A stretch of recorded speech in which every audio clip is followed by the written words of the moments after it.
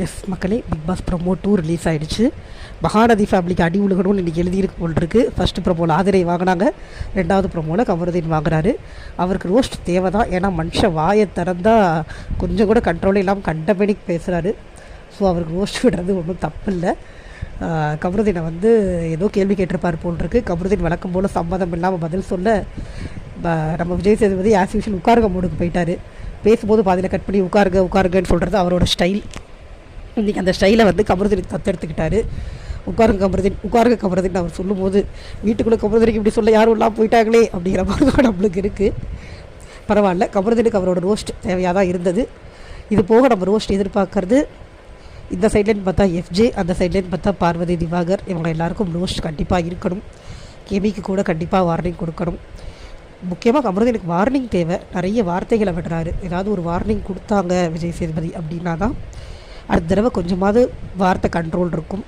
Kamaruddin complete negative shade. நெகட்டிவில் போய் ஜெயிச்சிடலாம் அப்படின்னு பிளான் பண்ணுறாரா என்னன்னு தெரியல. கூடவே சப்போர்ட் பண்ண சபரியவே போட்டு கொடுத்து வேடிக்கை பார்க்குறாரு. சபரி அவருக்கு நிறைய சப்போர்ட்டிவாக இருந்தார். இவர் பண்ண வேண்டிய முக்கால்வாசி வேலையை அவர் தான் பண்ணார். சூப்பர்வைசராக கமருதீன் சும்மா உட்காந்து வேடிக்கை தான் பார்த்தாரு கடைசி வரைக்கும். ரொம்ப ரொம்ப கம்மியான வேலை கமருதீன் பண்ணியிருந்த இடத்துல இந்த பேச்சு பேசுகிறது எந்த வகையில் நியாயம் அப்படிங்கிறதே நம்மளுக்கு தெரியல.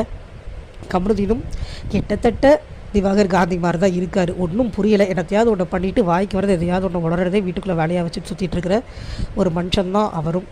கண்டிக்கணும், ஏதாவது செய்யணுன்னா கூட அதுக்குன்னு ஒரு வரைமுறை இருக்குது. அந்த வரைமுறையை மீறி போய் நேற்று திவாகரை கையை பிடிச்சி இழுத்ததாகட்டும், உட்காந்துட்டு எந்திரிக்க வைக்கிறதுக்கு லூஸு முட்டாள்னு பேசுகிறதாகட்டும், என்ன தான் திவாகர் அப்படி தான் பேசுகிறாரு அப்படின்னாலுமே அவருக்கு பதிலடி கொடுக்கறதுக்கு அதே முறையை கையாண்டா அப்புறம் இவங்களுக்கும் அவங்களுக்கும் என்ன வித்தியாசம் இருக்குது? எல்லோரும் ஒன்று தான் அப்படிங்கிற மாதிரி ஆயிரும் இல்லையா? இதுக்கிடையில் விக்கல் சிக்கரம் எதுக்கு கையை கட்டிட்டு உட்காந்துருக்காருன்னு தெரில. அந்த ஃப்ரேம் பார்க்க காமெடியாக தான் இருக்குது. பட் ஆக்சுவலாக என்ன நடந்தது, இன்னும் என்ன நடக்குதுன்றதுனால நம்ம அப்புறம் தான் பார்ப்போம். இன்னும் 2-3 பேருக்கு ரோஸ்ட் எதிர்பார்க்குறோம்.